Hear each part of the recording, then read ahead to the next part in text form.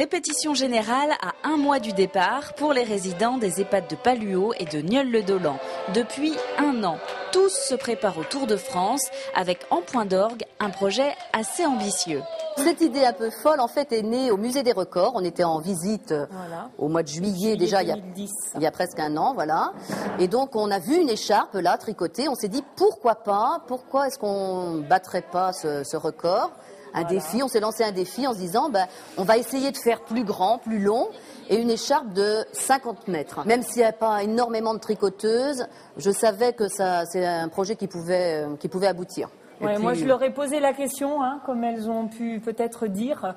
Voilà, j'ai un projet un peu fou à vous proposer. Est-ce que vous pensez qu'on peut le relever? Et puis, elles m'ont dit, mais oui, c'est tout à fait possible. Résultat, depuis cet hiver, l'écharpe fait la navette entre les deux établissements pour gagner quelques rangs. Elle fait aujourd'hui plus de 47 mètres et personne ne compte s'arrêter là. On tricote chacun notre tour dans la semaine. Moi, je tricote 2 jours, une autre tricote 2 autres jours, ainsi de suite, comme ça. Je ne sais pas que c'est difficile, non. C'est parce qu'on prend courage d'avoir, qu'on voit que ça augmente quand même, mais on voudrait que ça irait plus vite. Le tout est d'atteindre l'objectif des 50 mètres fixé au 3 juillet, parce qu'une fois le tour parti, pas question d'en rater un seul kilomètre. Le Tour de France passe tout près de chez mon fils.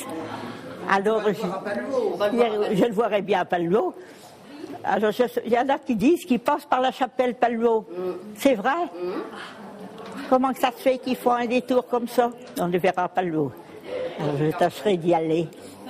Au moment du passage des coureurs à Palluau, l'écharpe sera déployée dans la commune le long du parcours. Les tricoteuses et leurs voisins de résidence seront juste derrière.